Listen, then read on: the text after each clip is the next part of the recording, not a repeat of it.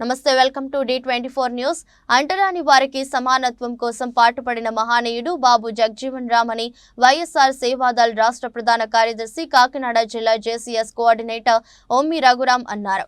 ఈ రోజు బాబు జగజీవన్ రామ్ గారి 117వ జయంతి సందర్భంగా ఈ రోజు స్థానిక హరిజనపేటలో ఉన్న జగజీవన్ రామ్ గారి విగ్రహానికి పూలమాలలు వేసి నివాళులర్పించారు. ఈ సందర్భంగా రఘురాం మాట్లాడుతూ బాబు జగజీవన్ రామ్ గారు స్వాతంత్ర సమర యోధులని, సంఘ సంస్కర్త అని, రాజకీయ వేత్తని, బీహార్లోని వెనుకబడిన వర్గాల నుంచి వచ్చారన్నారు. రాజ్యాంగ పరిషత్లో సభ్యునిగా కొనసాగాలన్నారు.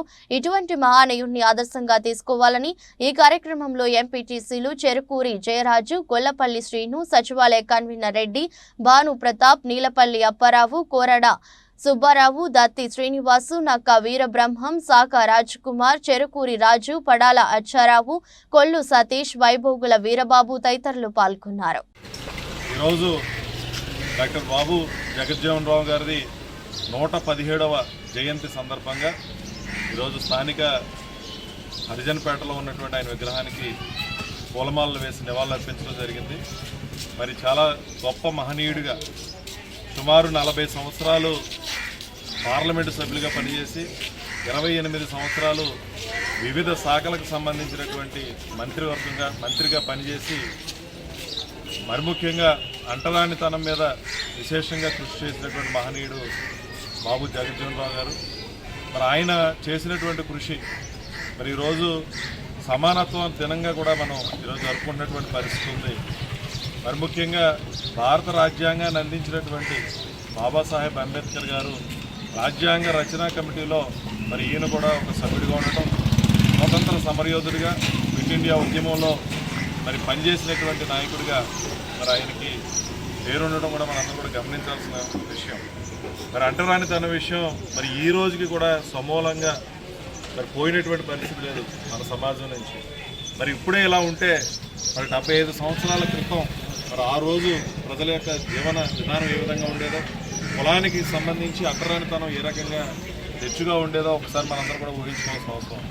మరి అటువంటి రోజుల్లో కూడా మరి ఈ మహనీయులు అంబేద్కర్ గారు కానీ, బాబు జగజ్జీవన్ రామ్ గారు కానీ మరి వాళ్ళు ఎంతో కష్టపడి చదువుకొని మరి ఉన్నతమైనటువంటి స్థితికి వెళ్ళటం, మరి ముఖ్యంగా మరి హరిజనులు ఎవరైతే ఉన్నారో అంటరానితనంగా గుర్తింపబడినటువంటి వ్యక్తులు ఆ రోజు సమాజంలో వివక్షకు గురై మరి ఇబ్బంది పడుతున్నటువంటి వాళ్ళని మరి బయటికి తీసుకురావడానికి వాళ్ళు చేసినటువంటి కృషిని మనందరం కూడా గుర్తించాల్సిన అవసరం ఉంది.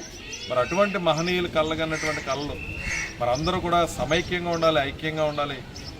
ఏదైతే రాజ్యాంగం కల్పించినటువంటి హక్కులు అందరికీ కూడా అందాలి అనేటువంటి ఆలోచనతో మరి వాళ్ళు చేసినటువంటి కృషిని మనందరం కూడా అర్థం చేసుకోవాల్సినటువంటి అవసరం ఉంది. కానీ ఇప్పటికీ కూడా మనలో సరైనటువంటి ధైర్యం లేక, రాజ్యాంగం మీద అవగాహన లేక, మరి ఇటువంటి మహనీయులు ఆశించినటువంటి ఆశయాలు ఏంటో మనకు తెలియక ఇప్పటికీ కూడా అణగారిన వర్గాల కింద, అంటరాని వారి కిందే మనం కూడా భయపడుతూ బ్రతుకుతున్నటువంటి పరిస్థితులు మనందరూ కూడా ఒకసారి ఆలోచన చేయాల్సిన అవసరం ఉంది. మరి ఇటువంటి మహనీయులకు మనం ఇచ్చినటువంటి ఘనమైనటువంటి నివాళి ఏంటంటే మరి చదువు ఒక్కటే వివక్షల నుంచి దూరం చేసేటటువంటి ఆయుధం అనేటువంటి విషయాన్ని గమనించాలి. చక్కగా చదువుకోవాలి. మనలో ఉన్నటువంటి నైపుణ్యాలు ఏదైతే టాలెంట్ ఉందో ఆ టాలెంట్కి స్థానబట్టి మనం కూడా ఉన్నతంగా ఎదగడానికి ప్రయత్నం చేసినప్పుడు ఖచ్చితంగా ఈ సమాజంలో వివక్ష నుంచి మనం బయటపడేటువంటి పరిస్థితి ఉంటుంది. మనం తక్కువ వాళ్ళం అనేటువంటి ఆలోచన మన మనస్సులోంచి తీసేసి మనకున్నటువంటి హక్కులు ఏంటి, మనం చేయాల్సినటువంటి పని ఏంటి మీద దృష్టి పెట్టి ముందుకెళ్తే ఖచ్చితంగా మనం కూడా ఉన్నతమైనటువంటి స్థితికి వెళ్తాం. కాబట్టి అటువంటి ఆలోచన చేయాలి. మరి ఈరోజు బాబు జగజ్జీవన్ రామ్ గారి 117వ జయంతి సందర్భంగా మరి మనందరం కూడా ఆ మహనీయుడిని గుర్తించుకోవాల్సిన అవసరం ఉంది. ఆయన చూపించినటువంటి మార్గాన్ని మనం కూడా ఆచరించాల్సిన అవసరం ఉంది.